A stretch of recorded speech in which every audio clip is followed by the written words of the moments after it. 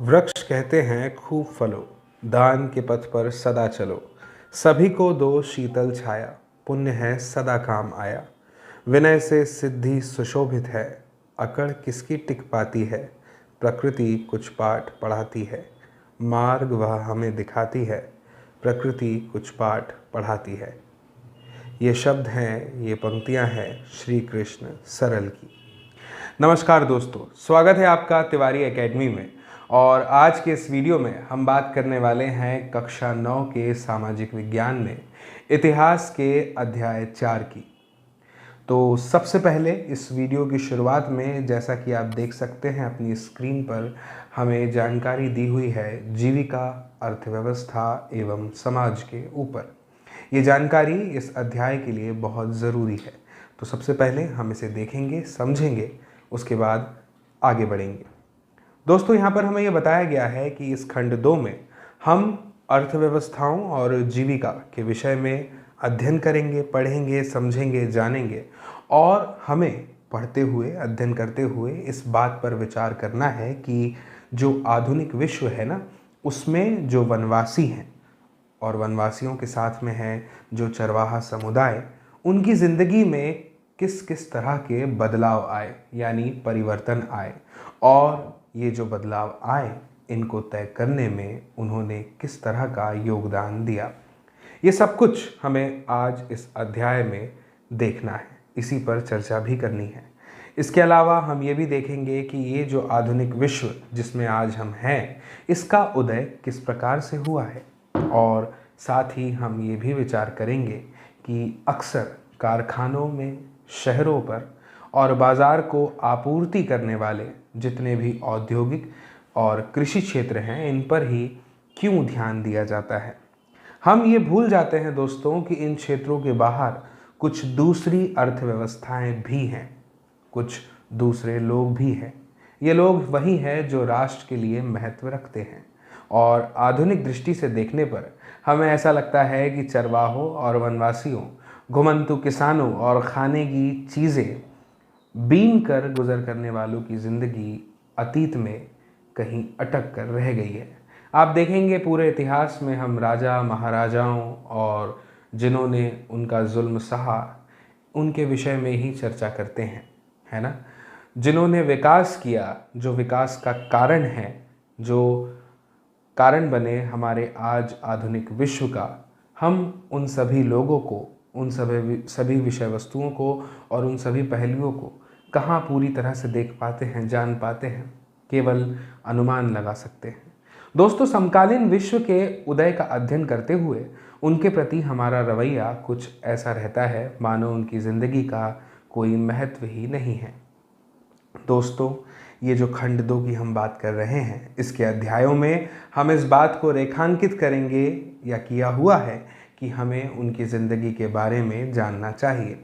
हमें क्या देखना चाहिए? हमें ये देखना चाहिए कि वे अपनी दुनिया को कैसे व्यवस्थित करते हैं, कैसे अपनी रोज़ी रोटी चलाते हैं, आजीविका चलाते हैं। दोस्तों, ये लोग भी पूरी तरह उसी दुनिया का हिस्सा है जिसमें हम आज रह रहे हैं। वे गुज़रे हुए ज़माने के बचे खुचे लोग नहीं हैं। दोस्तों, इस अध्याय 4 में हम जंगलों की सैर करने वाले हैं। यहाँ पर हम देखेंगे कि जंगलों में रहने वाले अलग अलग समुदाय जंगलों का किस किस तरह से इस्तेमाल करते हैं, उपयोग करते हैं और उपभोग भी करते हैं।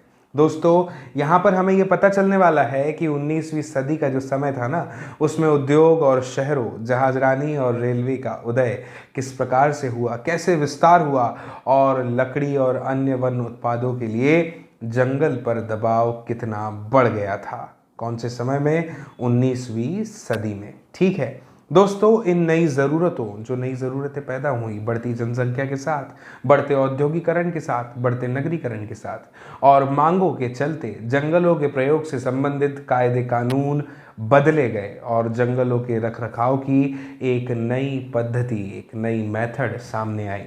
दोस्तों, यहाँ पर इस बात पर भी प्रकाश डाला गया है कि जंगलों पर औपनिवेशिक नियंत्रण, आप जानते हैं कि औपनिवेशिक नियंत्रण क्या होता है, कैसे कायम हुआ। दोस्तों, कैसे वन क्षेत्रों को मापा गया, पेड़ों का वर्गीकरण किया गया, उन्हें वर्गों में बांट दिया गया और बागान विकसित किए गए।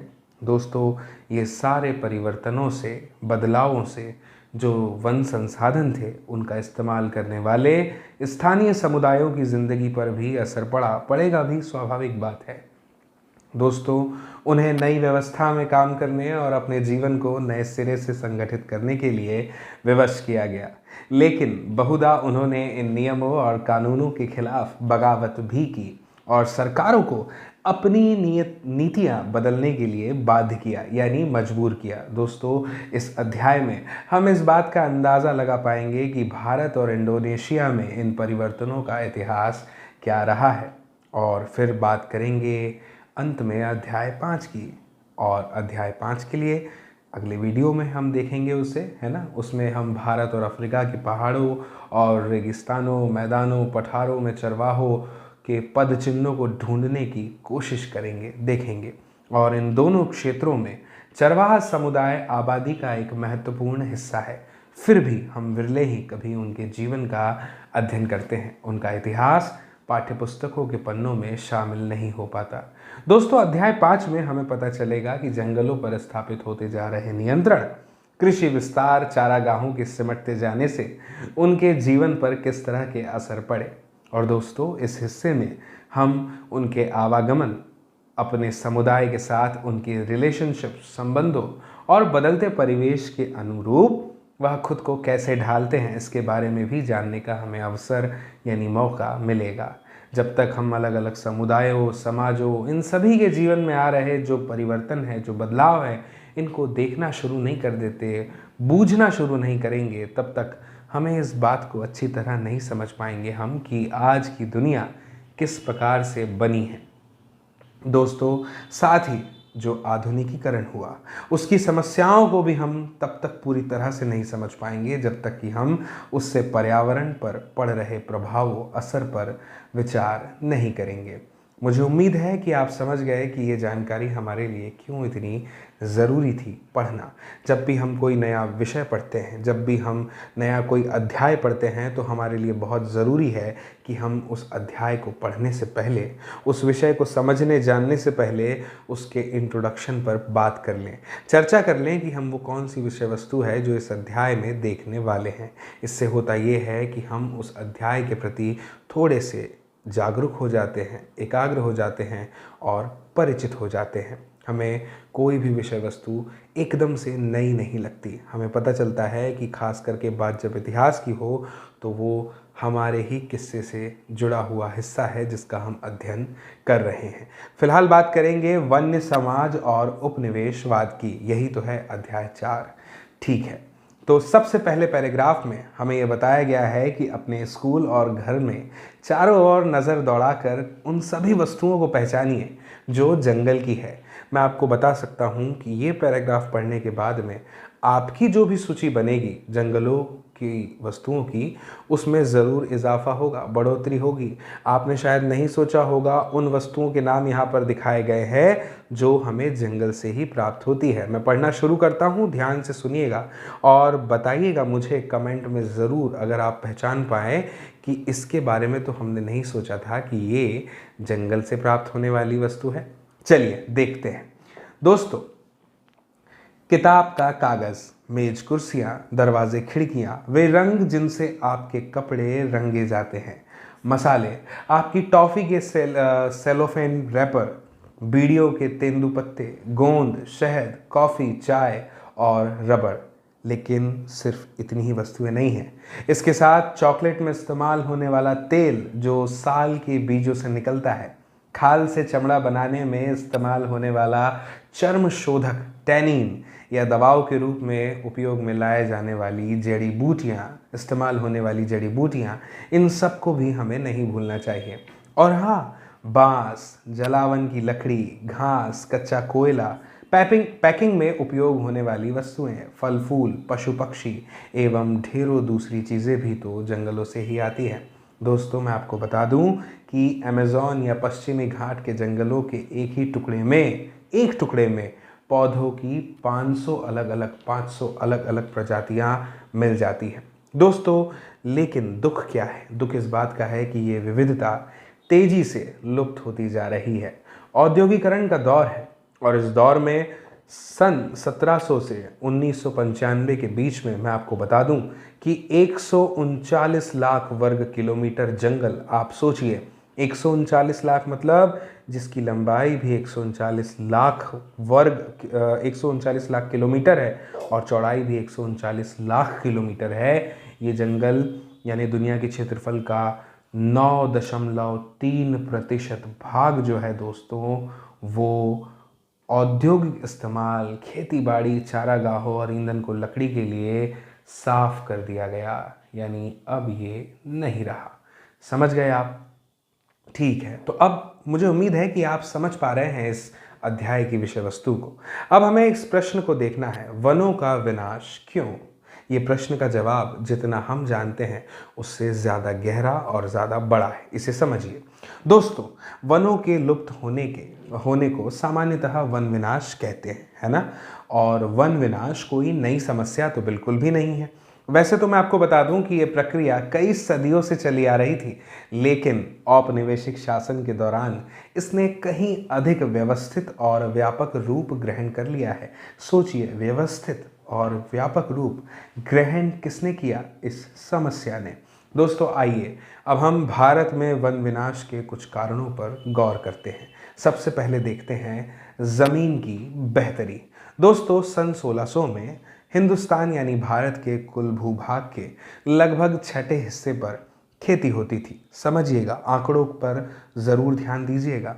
यहाँ पर हमें बताया गया है कि छठे हिस्से पर खेती होती थी और आज ये आंकड़ा बढ़ गया है और बढ़कर कहाँ पहुँच गया है? आधे तक पहुँच गया है।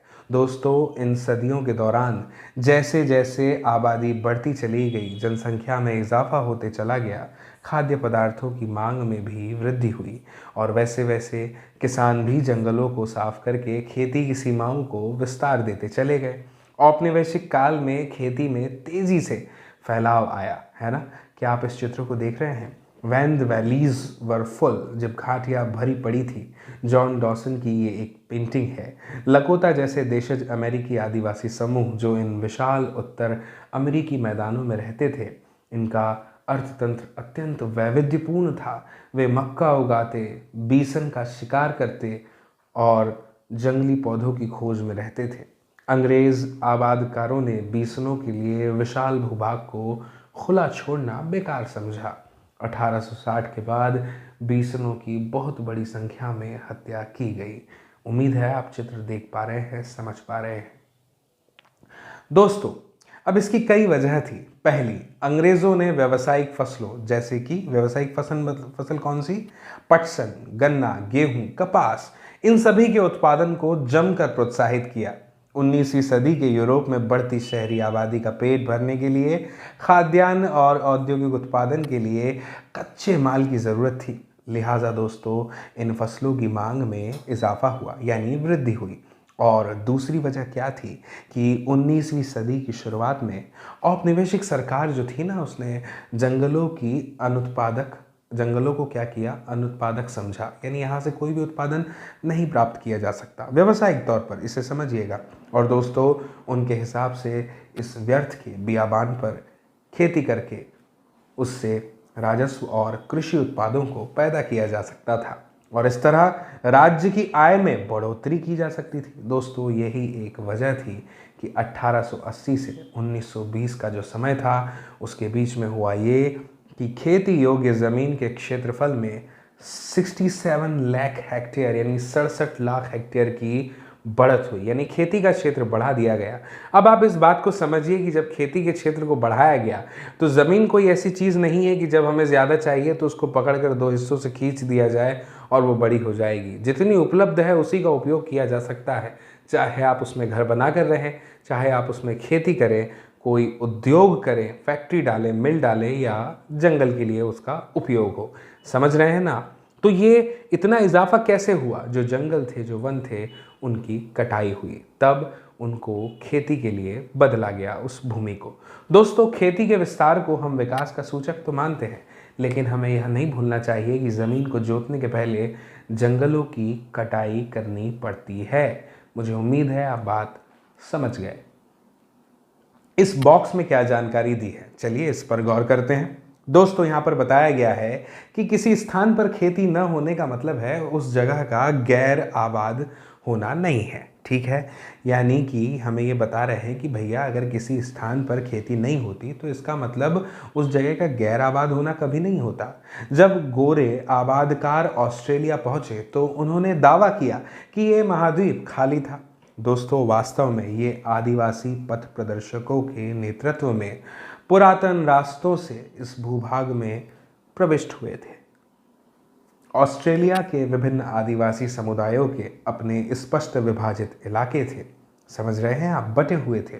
और यहाँ पर हमें ये भी बताया है कि ऑस्ट्रेलिया के नगारिंदेजेरियो की अपनी ज़मीन की आकृति जो थी वो इनके पहले पूर्वज नगुरुंदेरी के प्रतीकात्मक शरीर जैसी थी। ये ज़मीन 5 अलग अलग प्राकृतिक प्रदेशों, सोचिए, खारे पानी, झीलों, झाड़ियों, रेगिस्तानी मैदानों, नदी तटीय मैदानों को अपने में समेटे हुए थी, जो अलग अलग सामाजिक आर्थिक ज़रूरतों को उस समय पूरा किया करते थे। अब हम इस स्रोत को पढ़ने वाले हैं। क्या जानकारी है इस स्रोत में, इसे भी जानना हमारे लिए अत्यंत ज़रूरी है। दोस्तों यहाँ पर हमें बताया गया है कि परती ज़मीन पर कब्जा करके उसे खेती के योग्य बनाया जाए। ये विचार सारी दुनिया के उपनिवेशकों के बीच शुरू से ही लोकप्रिय रहा, यानी पॉपुलर रहा। कौन सा विचार, आप समझ गए ना, कि जो परती ज़मीन होती है उसे कब्जे में ले लिया जाए और भैया उसको बना दो खेती के योग्य। दोस्तों यही वह विचार था जिसने विजय को न्यायोचित ठहराया, यानी जीत को बताया न्याय उचित। दोस्तों अमेरिकी लेखक रिचर्ड हॉडिंग 1896 में मध्य अमेरिका के होंडुरास के बारे में लिखते हैं। क्या लिखते हैं इसे समझिएगा, मैं शब्दशः पढ़ता हूँ। आज इससे बढ़कर रोचक सवाल कुछ और नहीं हो सकता कि दुनिया की गैर विकसित पड़ी जमीन का क्या किया जाए। क्या इसे उस महान शक्ति के हाथों में जाना चाहिए जो इसके परिवर्तन की इच्छा रखती है, या कि इसे इसके वास्तविक स्वामी के हाथों में ही रहने देना चाहिए जो इसके मूल्य को नहीं समझ सकता। ये मध्य अमेरिकी एक सुसज्जित घर में अर्ध बर्बरों के गिरोह जैसे हैं जो ना तो इस घर का उपयोग ही कर सकते हैं और ना ही इसमें आराम। 3 साल बाद अमेरिकी आधिपत्य में यूनाइटेड फ्रूट कंपनी का गठन हुआ, जिसने व्यापक पैमाने पर मध्य अमेरिका में केले उगाना प्रारंभ किया। इस कंपनी ने इन मुल्कों की सरकारों पर इस हद तक अपना वर्चस्व स्थापित कर लिया था कि इन्हें बनाना रिपब्लिक के नाम से जाना गया। David Spurr the Rhetoric of Empire 1993 में उद्धृत। समझ गए आप स्रोत पढ़ करके जानकारी। मुझे उम्मीद है इस चित्र को आप देखिए, पटरी पर स्लीपर। दोस्तों ये चित्र है सिंहभूम के जंगलों में साल के वन तनों से स्लीपरों का निर्माण हो रहा है। छोटा नागपुर, मई 1897। दोस्तों रेल की पटरी के लिए स्लीपर बनाने के लिए वन विभाग पेड़ों को काटने और इनसे पटरे बनाने के लिए तो आदिवासियों को नियुक्त किया करता था,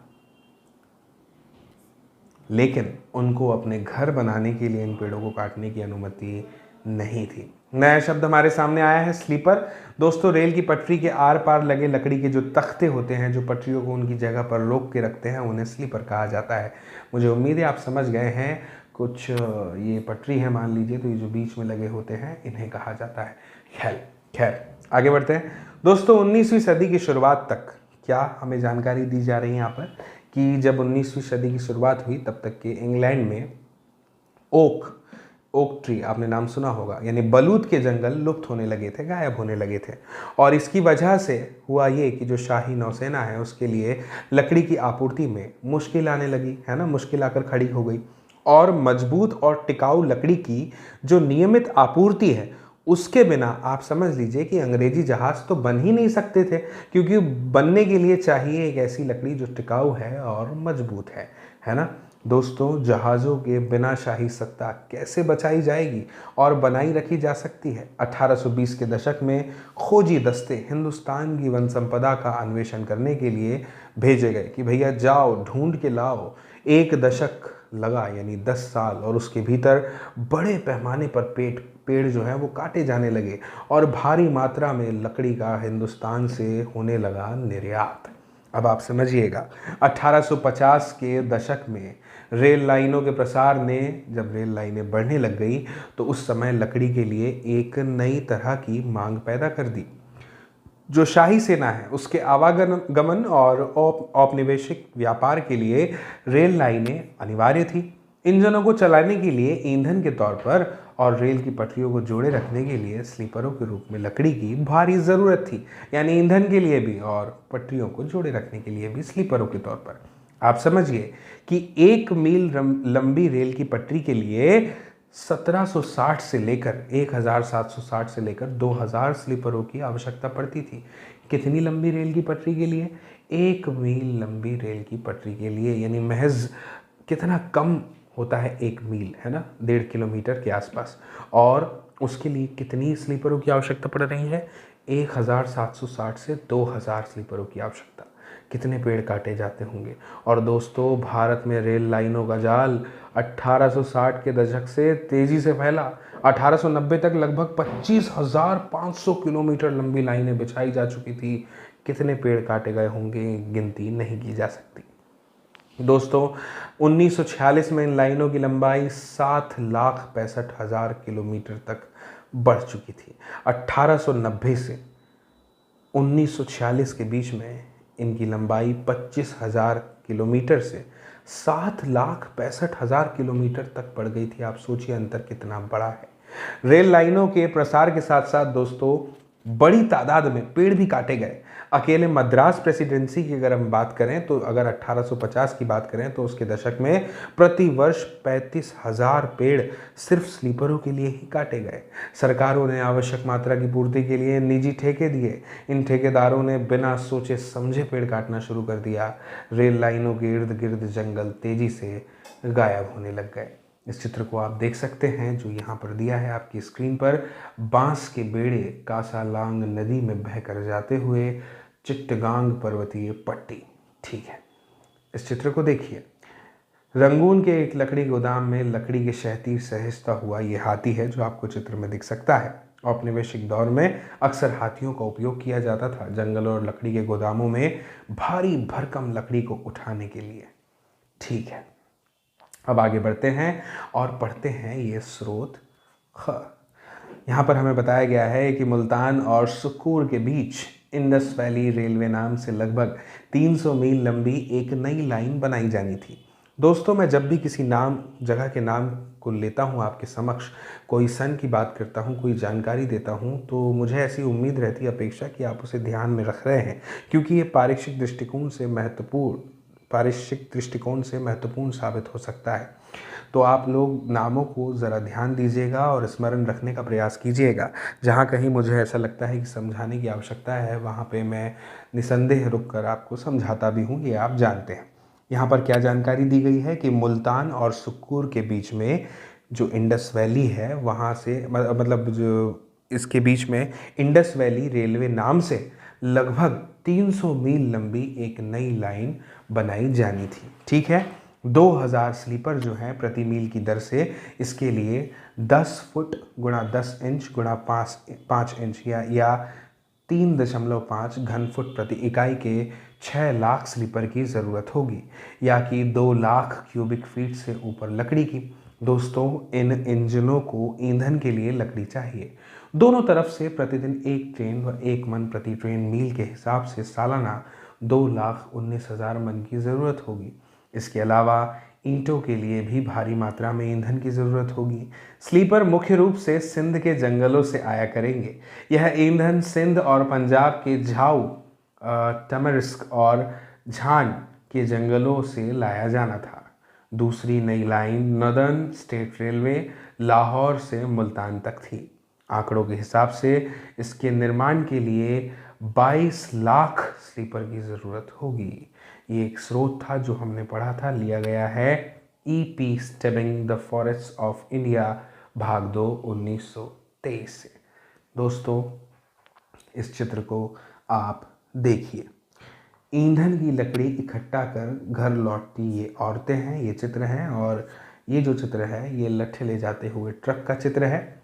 लट्ठे काटने के लिए किसी क्षेत्र का चुनाव करने के बाद वन विभाग सबसे पहले चौड़ी सड़कों का निर्माण किया करते हैं। ठीक है, इससे क्या होता है, ट्रकों का प्रवेश संभव हो जाता है और जंगलों के उन रास्तों से इसकी तुलना करनी होगी जिनसे होकर लोग ईंधन की लकड़ी या दूसरे लघु वन उत्पाद इकट्ठा करने के लिए जाया करते थे। ऐसे अनेक ट्रक लकड़ी से भरे हुए जंगलों से बड़े शहरों को जाया करते थे।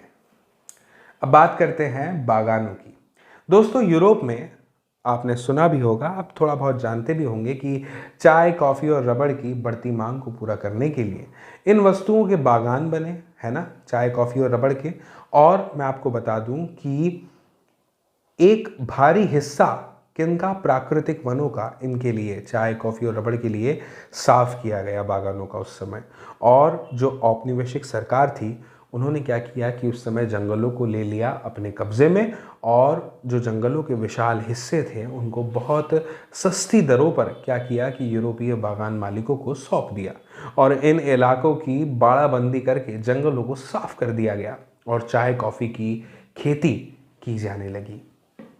प्लेजर ब्रांड चाय का ये ऐड आप देख सकते हैं। ठीक है, अब आगे बढ़ते हैं, बात करते हैं व्यावसायिक वानिकी की शुरुआत।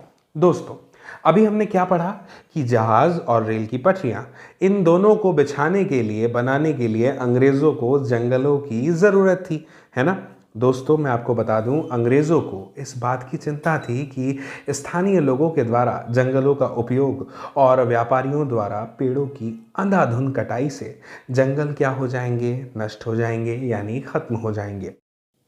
और दोस्तों, इसीलिए उन्होंने डाइट्रिच ब्रेंडिस नामक जर्मन विशेषज्ञ को इस विषय पर मशवरे के लिए बुलाया। क्यों बुलाया? मशवरे के लिए। और उसे देश का पहला वन महानिदेशक नियुक्त किया गया। दोस्तों, यह प्रश्न एमसीक्यू में पूछा जा सकता है। आप याद रखिए कि वन का पहला महानिदेशक किसे नियुक्त किया गया? डाइट्रिच ब्रेंडिस को। ठीक है, चलिए, ये एक जर्मन विशेषज्ञ थे, आप ये बात याद रखेंगे, ऐसी मुझे उम्मीद है। दोस्तों, ब्रेंडिस ने महसूस किया कि लोगों को संरक्षण विज्ञान में प्रशिक्षित करना और जंगलों के प्रबंधन के लिए एक व्यवस्थित तंत्र विकसित करना होगा। दोस्तों, इसके लिए कानूनी मंजूरी की भी ज़रूरत पड़ेगी। वन संपदा के उपयोग संबंधी नियम तय करने पड़ेंगे। पेड़ों की कटाई और पशुओं को चराने जैसी गतिविधियों पर क्या लगानी पड़ेगी? पाबंदी लगानी पड़ेगी। और ऐसा करने पर ही जो है जंगलों को लकड़ी उत्पादन के लिए आरक्षित किया जा सकता है ना। तो दोस्तों, इस तंत्र की अवमानना करके पेड़ काटने वाले किसी भी व्यक्ति को सजा का क्या होना पड़ेगा? भागी होना पड़ेगा, यानी उसे सजा दी जाएगी। आप देख रहे हैं दोस्तों, इस चित्र को देखिए, यहाँ पर जो पेड़ दिखाए गए हैं वो कितने लंबे और सीधे दिखाई दे रहे हैं, खड़े हुए हैं बिल्कुल, है ना। ये पॉपुलर के जंगल हैं, ये मुख्यतः लकड़ी के लिए बहुत महत्व रखते हैं। दोस्तों, मैं आपको बता दूं, पत्तों, फलों या दूसरे उत्पादों के लिए ये बिल्कुल भी उपयोगी नहीं होते। एक समान लंबाई वाले और सीध में लगे इन पेड़ों को हमें देखना चाहिए। ये वह मॉडल है जिसे वैज्ञानिक वानिकी ने प्रोत्साहित किया था। इटली में स्थित टस्कनी में पॉपुलर के जंगल का ये एक व्यवस्थित गलियारा है। इस चित्र को देखिए, कांगड़ा का एक देवदार बागान 1933 का है। इंडियन फॉरेस्ट रिकॉर्ड्स भाग 15 से ये लिया गया है। ठीक है दोस्तों, किसी भी व्यक्ति को सजा का भागी बनना होगा, है ना। और इस तरह, यानी जो वृक्ष काटेंगे, दोस्तों इस तरह ब्रेंडिस ने 1864 में भारतीय वन सेवा की स्थापना कर दी और 1865 का समय आया जब उसके भारतीय वन अधिनियम को सूत्रबद्ध करने में इन्होंने सहयोग दिया। दोस्तों, यहाँ पर हमें जानकारी दी गई है कि इंपीरियल फॉरेस्ट रिसर्च इंस्टीट्यूट की स्थापना 1906 में हुई। कहाँ हुई? देहरादून में हुई। कब हुई? 1906 में हुई। किसकी स्थापना हुई? इंपीरियल फॉरेस्ट रिसर्च इंस्टीट्यूट की। दोस्तों, यहाँ पर जिस पद्धति की शिक्षा दी जाती थी उसे वैज्ञानिक वानिकी, साइंटिफिक फॉरेस्ट्री कहा गया। ये जानकारी पारीक्षिक दृष्टिकोण से अत्यंत महत्वपूर्ण साबित हो सकती है। आप याद रखेंगे कि इंपीरियल फॉरेस्ट रिसर्च इंस्टीट्यूट की स्थापना 1906 में देहरादून में हुई, जहाँ पर वैज्ञानिक वानिकी की शिक्षा दी जाती थी, है ना। ये पद्धति है दोस्तों। लेकिन आज पारिस्थितिकी विशेषज्ञों सहित ज़्यादातर लोग क्या मानते हैं? ये मानते हैं कि ये पद्धति कतई वैज्ञानिक नहीं है। नाम है वैज्ञानिक वानिकी, लेकिन ये वैज्ञानिक नहीं है, ऐसा मानते हैं। ठीक है, फिलहाल आप इस चित्र को देखिए। The Imperial Forest School, Dehradun, Bharat. British साम्राज्य में खुला ये पहला वानिकी स्कूल है। ये इंडियन फॉरेस्टर के खंड 31 से लिया गया चित्र है। ठीक है दोस्तों, वैज्ञानिक वानिकी के नाम पर विविध प्रजाति वाले प्राकृतिक वनों, जंगलों को काट डाला गया और इनकी जगह पर सीधी पंक्ति में एक ही किस्म के पेड़ लगा दिए गए। और इसे क्या कहा जाता है? इसे कहा जाता है बागान। दोस्तों, मैं आपको बता दूं कि वन विभाग के अधिकारियों ने क्या किया, जंगलों का किया सर्वेक्षण और अलग अलग किस्म के पेड़ों वाले जो क्षेत्र थे ना, उनकी नाप जोख करी और वन प्रबंधन के लिए योजनाएं बनाई, तैयार करी। और उन्होंने ये भी तय किया कि बागान का कितना क्षेत्र प्रति वर्ष काटा जाएगा। ठीक है, यानी एक सीमा बना दी, ऐसा समझिए। और कटाई के बाद खाली जमीन पर पुनः पेड़ लगाए जाने थे, ताकि कुछ ही वर्षों में ये क्षेत्र फिर से कटाई के लिए तैयार हो जाए। दोस्तों, 1865 के समय में वन अधिनियम के लागू होने के बाद में इसमें 2 बार संशोधन किए गए। सबसे पहला संशोधन 1878 में किया गया और उसके बाद 1927 में। 1878 वाले अधिनियम में क्या था कि जंगलों को 3 श्रेणियों में बांट दिया गया। कौन कौन सी थी ये 3 श्रेणियां? आरक्षित, सुरक्षित और ग्रामीण। सबसे अच्छे जंगलों को आरक्षित वन कहा गया। गांव वालों को क्या कहा? गांव वाले जो हैं वो इन जंगलों से अपने उपयोग के लिए कुछ भी नहीं ले जा सकते थे। वे घर बनाने और ईंधन के लिए केवल सुरक्षित या ग्रामीण वनों से ही लकड़ी ले जा सकते थे। ठीक है ना, तभी तो वो आरक्षित कहलाएंगे ना, जब उनमें से कोई भी कुछ भी नहीं ले जाएगा। ठीक है, अब जानते हैं लोगों का जीवन इससे कैसे प्रभावित हुआ। नए शब्द आए थे हमारे सामने, वैज्ञानिक वानिकी। वन विभाग द्वारा पेड़ों की कटाई, जिसमें पुराने पेड़ काटकर उनकी जगह नए पेड़ लगाए जाते हैं, कहा जाता है वैज्ञानिक वानिकी। अब समझते हैं लोगों का जीवन कैसे प्रभावित हुआ। दोस्तों, एक अच्छा जंगल कैसा होना चाहिए, इसके बारे में वनपालों और ग्रामीणों के विचार तो बहुत अलग थे। दोस्तों, जहाँ पर एक तरफ ग्रामीण जो थे वो अपनी अलग अलग ज़रूरतों, जैसे कि अलग ज़रूरतें कौन सी हैं? ईंधन हो गया, चारे और पत्तों की पूर्ति हो गई। इनके लिए वन में क्या ना, अलग अलग प्रजातियों का मेल चाहते थे कि अलग अलग प्रजातियां उपलब्ध हो। और वहीं पे दोस्तों, जो वन विभाग थे उनको तो ऐसे पेड़ों की ज़रूरत थी जो जहाज़ों और रेलवे के लिए इमारती लकड़ी मुहैया करा सके, यानी जो ज़रूरत है उसी के अनुरूप पेड़ चाहिए थे। दोस्तों, ऐसी लकड़ियाँ जो सख्त, लंबी और सीधी हों। कुल मिला के बात इतनी है दोस्तों। इसीलिए सागौन और साल जैसी प्रजातियों को प्रोत्साहित किया गया और दूसरी किस्में जितनी भी थी वो काट डाली गई। इस चित्र को आप देख रहे हैं दोस्तों, जंगलों से महुआ बीनना, ठीक है ना, मधुका इंडिका। दोस्तों, गांव वाले उजाला होने के पहले ही उठकर ज़मीन पर गिरे हुए महुए के फूलों को बीनने के लिए जंगल चले जाते। महुआ के पेड़ बेशकीमती है। महुए के फूल खाए भी जा सकते हैं और इनका इस्तेमाल शराब बनाने के लिए भी किया जा सकता है। इसके बीजों से तेल भी बनाया जाता है। ठीक है दोस्तों, मुझे उम्मीद है कि आपने इसके बारे में कभी ना कभी तो ज़रूर सुना होगा, इसे देखा भी होगा। खासकर जब आप मध्य प्रदेश से ताल्लुक़ रखते हैं, वहाँ पे कुछ ज़िले हैं जैसे कि बैतूल हो गया, मुल्ताई हो गया, इसके आसपास आपने ज़रूर इसे देखा होगा, है ना। ठीक है, अब आगे बढ़ते हैं। दोस्तों, वन इलाकों में लोग कंद, मूल, फल, पत्ते आदि वन उत्पादों का विभिन्न ज़रूरतों के लिए उपयोग करते हैं। फल और कंद अत्यंत पोषक खाद्य है दोस्तों, विशेषकर मानसून के दौरान जब फसल कटकर घर न आई हो तब। दोस्तों, यहाँ पर हमें यह भी बताया है कि दवाओं के लिए जड़ी बूटियों का उपयोग होता है, इस्तेमाल होता है। लकड़ी का प्रयोग हल जैसे खेती के औजार बनाने में किया जाता है।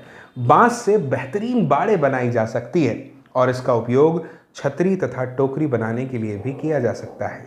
सूखे हुए कुम्हड़े के खोल का प्रयोग पानी की बोतल के रूप में किया जा सकता है। जंगलों में लगभग सब कुछ उपलब्ध है। पत्तों को जोड़ जोड़ कर खाओ फेंको किस्म के पत्तल और दोने भी बनाए जा सकते हैं। सियादी की लताओं से रस्सी बनाई जा सकती है। सेमूर, जिसे सूती रेशम भी कहा जाता है, उसकी कांटेदार छाल पर सब्जियां छीली जा सकती है। महुए के पेड़ से खाना पकाने और रोशनी के लिए तेल निकाला जा सकता है। इस चित्र को देखिए, सूखते हुए तेंदू पत्ते। जंगलों में रहने वाले बहुत सारे लोगों के लिए दोस्तों तेंदू के पत्तों की बिक्री आय का एक प्रमुख साधन है। प्रत्येक बंडल में लगभग 50 पत्ते होते हैं। एक व्यक्ति कठिन परिश्रम करके एक दिन में ज़्यादा से ज़्यादा 100 बंडल इकट्ठा कर सकता है। बच्चे, महिलाएं, वृद्ध यानी बूढ़े बुजुर्ग ही मुख्यतः पत्ते इकट्ठे करते हैं।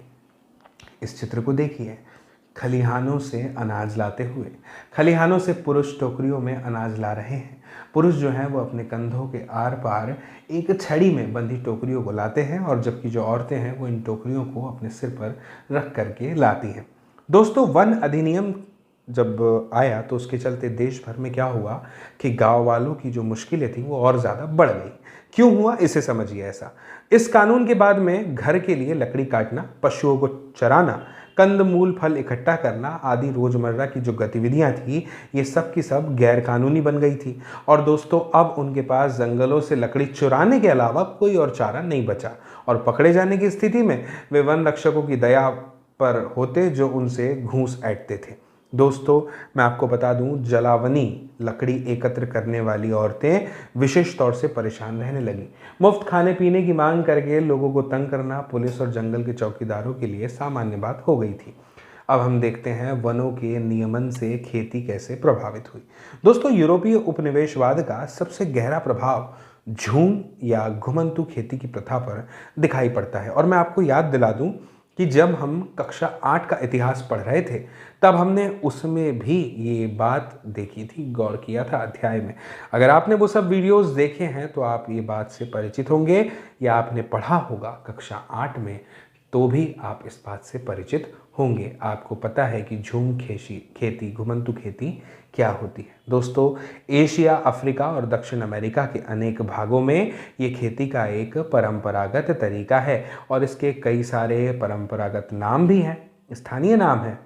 दक्षिण पूर्व एशिया में इसे लादिंग कहा जाता है।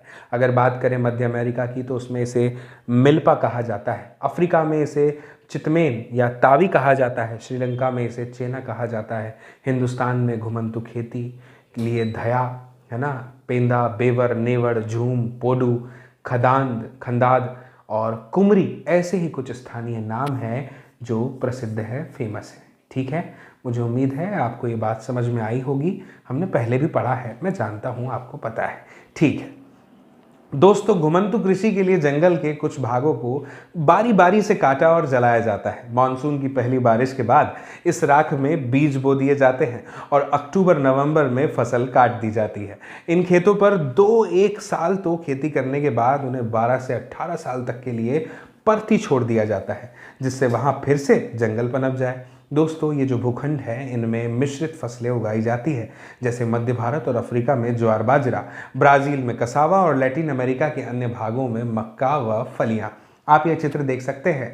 टोंगिया खेती एक ऐसी व्यवस्था थी जहां पर किसानों को कुछ समय के लिए बागानों में ही खेती करने की आज़ादी थी। 1921 में बर्मा के थर्रावाड़ी डिवीजन से लिए गए इस चित्र में किसान धान बो रहे हैं। लोहे के छोर वाले लंबे बांसों की सहायता से पुरुष धरती में छेद बनाते थे, औरतें प्रत्येक छेद में धान बोती थी।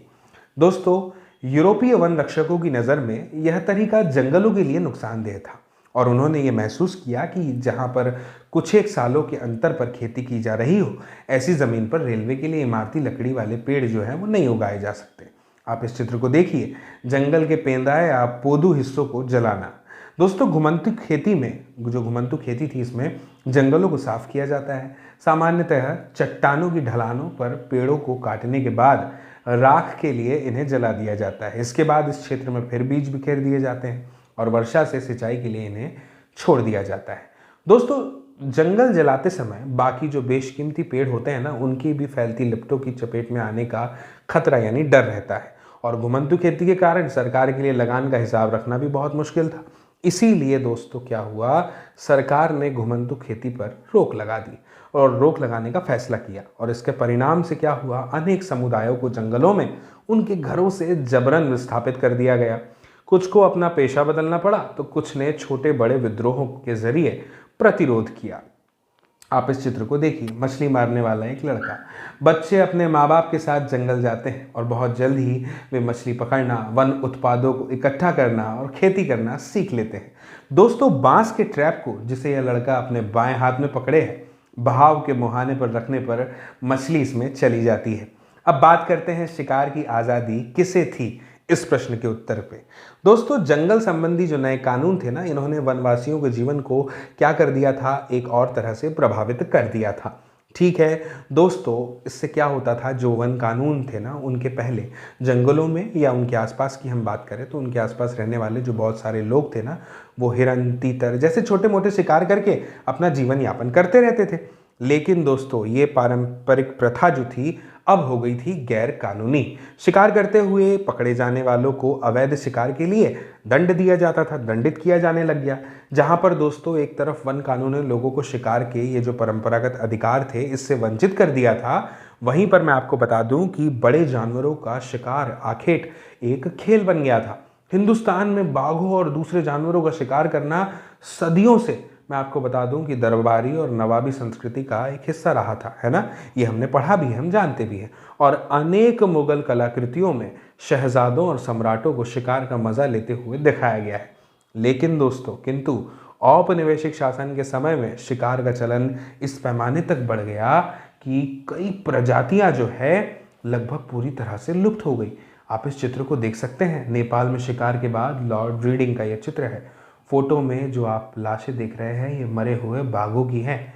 क्या आप इनकी गिनती कर सकते हैं? 1 2 3 4 5 6 7 8 दिखाई दे रहे हैं मुझे, क्या पता आप इससे अधिक देख लें, गिन कर जरूर देखिएगा। दोस्तों ब्रिटिश औपनिवेशिक अफसर और राजा जब शिकार के लिए जाते तब उनके साथ नौकरों की एक पूरी फौज होती थी और गांव के कुशल शिकारी हाका लगाते थे और साहब को बस गोली भर चलाना होता था। दोस्तों लगभग पूरी तरह लुप्त हो गई कई प्रजातियां और अंग्रेजों की नज़र में बड़े जानवर जंगली, बर्बर और आदि समाज के प्रतीक चिन्ह थे। उनका मानना था कि खतरनाक जानवरों को मारकर वे हिंदुस्तान को सब पे बनाएंगे। बाघ, भेड़िए और दूसरे बड़े जानवरों के शिकार पर यह कहकर इनाम दिए गए कि इनसे किसानों को खतरा है।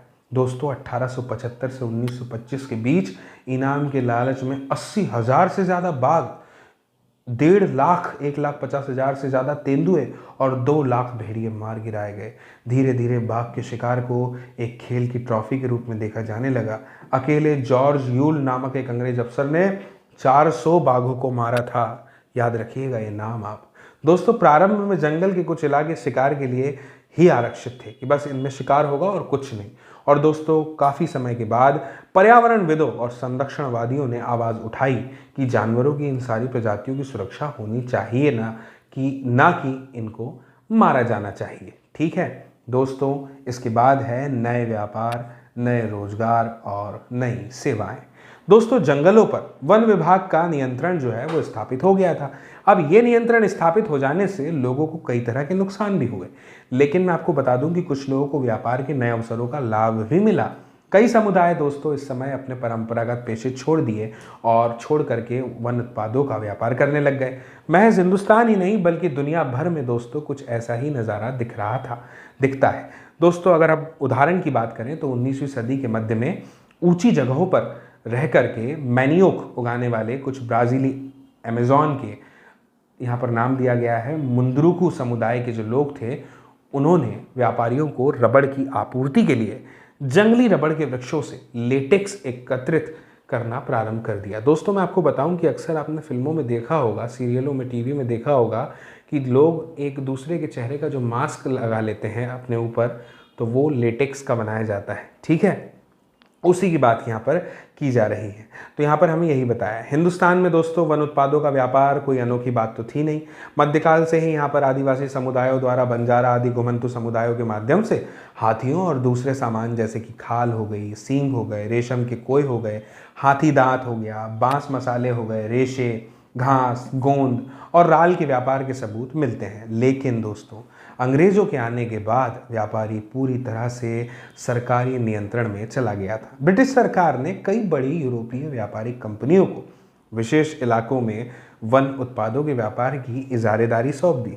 स्थानीय लोगों द्वारा शिकार करने और पशुओं को चराने पर बंदिशें लगा दी गई। दोस्तों इस प्रक्रिया में मद्रास प्रेसिडेंसी के कोरावा, कराचा व येरुकुला जैसे अनेक चरवाहे घुमंतु समुदाय अपनी जीविका से हाथ धो बैठे। इनमें से दोस्तों कुछ को अपराधी कबीले कहा जाने लगा और ये सरकार की निगरानी में फैक्ट्रियों, खदानों व बागानों में काम करने को मजबूर हो गए। दोस्तों, काम के नए अवसरों का मतलब ये बिल्कुल भी नहीं था कि उनके जीवन स्थिति में हमेशा सुधार ही हुआ हो। असम के चाय बागानों में काम करने के लिए झारखंड के संथाल और उराव, ये हमने नाम 7वीं कक्षा में पढ़े थे, मैं आपको याद दिला दूं, कि गोंड जैसे आदिवासी मर्द व औरतों दोनों की भर्ती की गई। उनकी मजदूरी बहुत कम थी और कार्य परिस्थितियां उतनी ही खराब थी। उन्हें उनके गांव से उठा करके भर्ती तो कर लिया गया था, लेकिन उनकी वापसी दोस्तों आसान नहीं थी। अब बात करते हैं वन विद्रोह की। हिंदुस्तान और दुनिया भर में दोस्तों वन्य समुदायों ने अपने ऊपर थोपे गए जो बदलाव थे उनके खिलाफ क्या किया, बगावत कर दी। और संथाल परगना में सिंधु और कानू, छोटा नागपुर में बिरसा मुंडा, नाम आपने पहले भी सुना है, और आंध्र प्रदेश में अल्लूरी सीताराम राजू को लोकगीतों और कथाओं में अंग्रेजों के खिलाफ उभरे आंदोलनों के नायक के रूप में आज भी याद किया जाता है ना दोस्तों। अब हम बस्तर रियासत में 1910 के समय में एक ऐसे ही जो विद्रोह हुआ था उसको विस्तार से समझेंगे, उसका अध्ययन विस्तार से करेंगे। देखिए, शीर्षक है बस्तर के लोग। दोस्तों ध्यान से समझिएगा, ठीक है। दोस्तों, बस्तर छत्तीसगढ़ के सबसे दक्षिणी छोर पर, यानी आंध्र प्रदेश, उड़ीसा और महाराष्ट्र की जो सीमाएं हैं उनसे लगा हुआ ये एक क्षेत्र है। और बस्तर का जो केंद्रीय भाग है वो है पठारी, है ना, पठारी भाग है वो। और इस पठार के उत्तर में दोस्तों, पठार मतलब छोटा पहाड़ समझ लीजिए, और इसके उत्तर में छत्तीसगढ़ का मैदान और दक्षिण में गोदावरी के मैदान है। जब मैं नाम लेता हूँ तो यही अपेक्षा रहती है आपसे कि आप इसका जो नक्शा है उसको कल्पना में ले लेते हैं, है ना, इमेजिन कर लेते हैं, ठीक है। दोस्तों, इंद्रावती नदी का यहाँ पर नाम दिया गया है। इंद्रावती नदी बस्तर के आर पार पूरब से पश्चिम की तरफ बहती है और बस्तर में यहाँ पर नाम दिया है मरिया और मुरिया गोंड, धुरवा, भतरा, हलवा आदि अनेक आदिवासी समुदाय रहते हैं। अलग अलग ज़बानें बोलने के बावजूद इनके रीति रिवाज और विश्वास जो हैं वो काफ़ी हद तक एक जैसे ही हैं। और दोस्तों, यहाँ पर हमें ये भी बताया गया है कि बस्तर के जो लोग हैं वो ऐसा मानते हैं कि हर एक गाँव को उसकी जो ज़मीन है वो धरती माँ से मिली है और बदले में वे प्रत्येक खेती हर त्योहार पर धरती को चढ़ावा चढ़ाते हैं। दोस्तों, धरती के अलावा वे नदी, जंगल व पहाड़ों की आत्मा को भी उतना ही मानते हैं। चूँकि हर गांव को अपनी चौहद्दी पता होती है, इसीलिए ये लोग इन सीमाओं के भीतर समस्त प्राकृतिक संपदाओं की देखभाल करते हैं।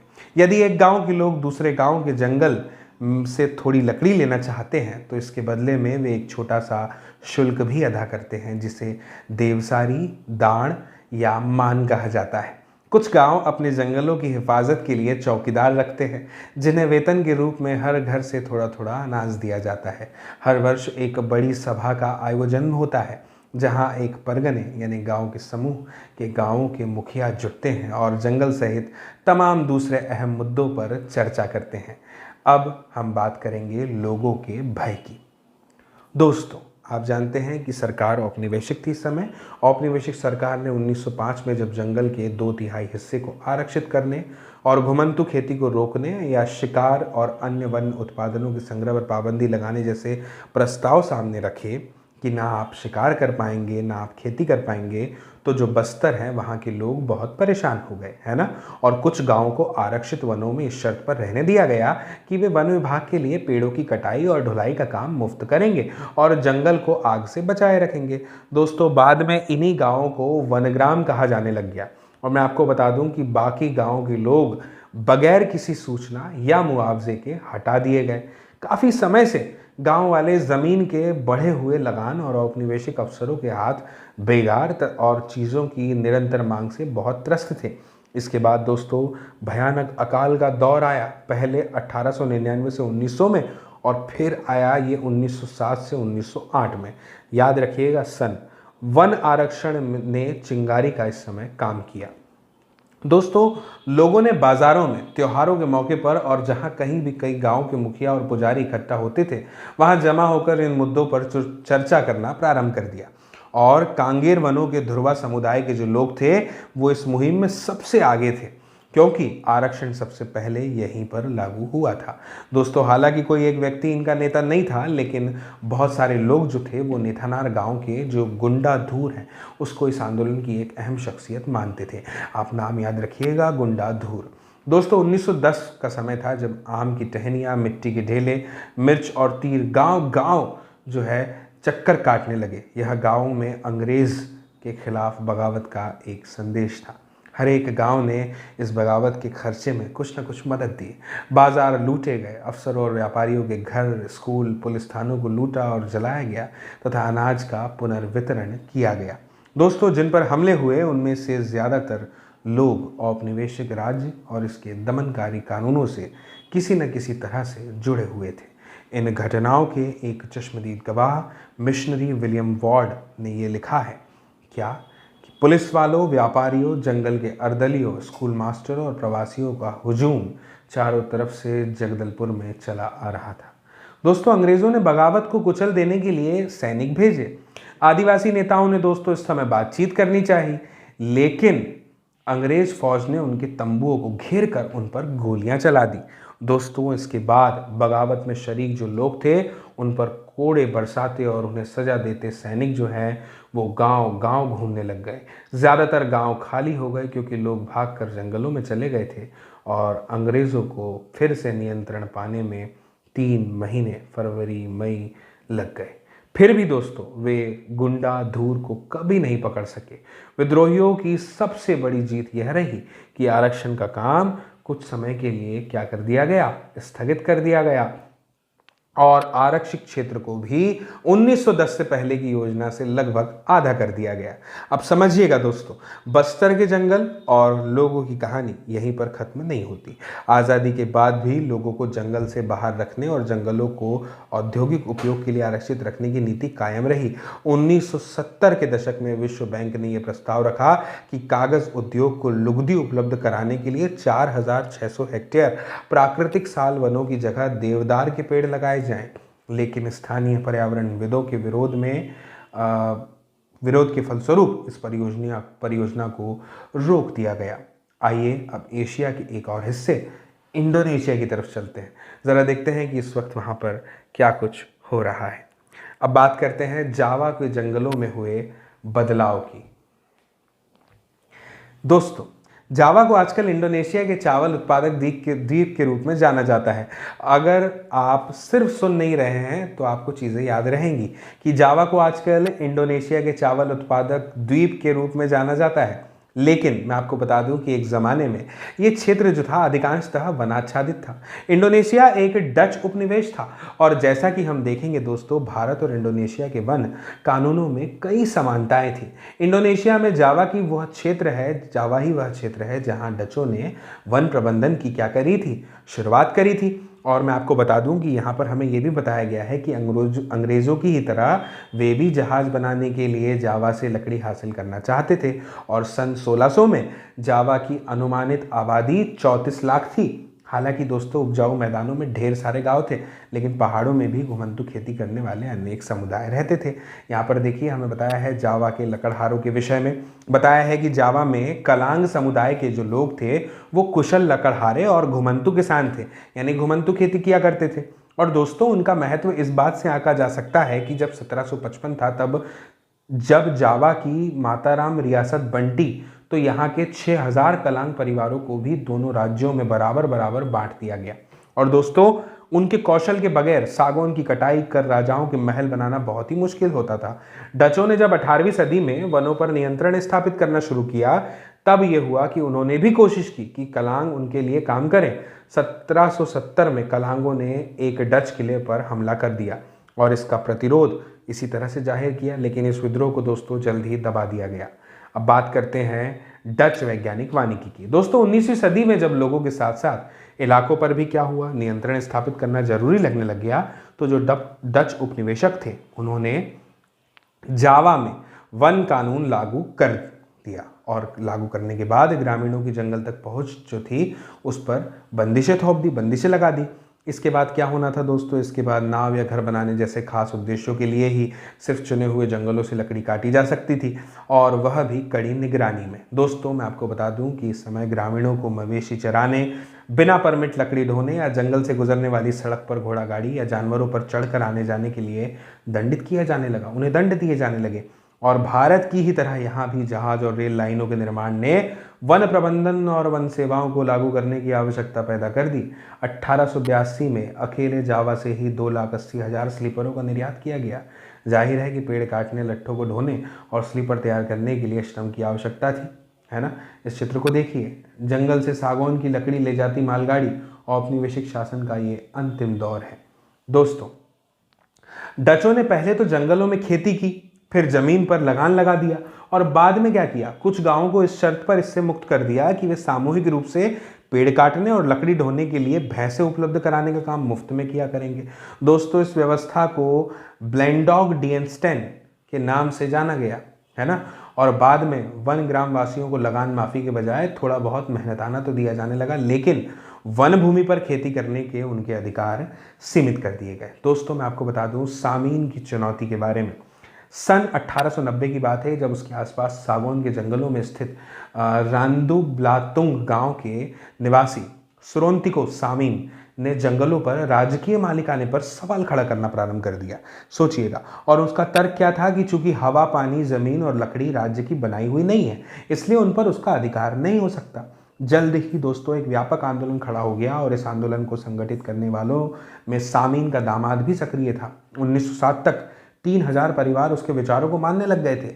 डच जब जमीन का सर्वेक्षण करने आए तो कुछ सामीनवादियों ने अपनी जमीन पर लेटकर इसका विरोध किया, जबकि दूसरों ने लगान या जुर्माना भरने या बेगार करने से क्या कर दिया, इनकार कर दिया। ठीक है, मुझे उम्मीद है कि आप बात को समझ पा रहे हैं।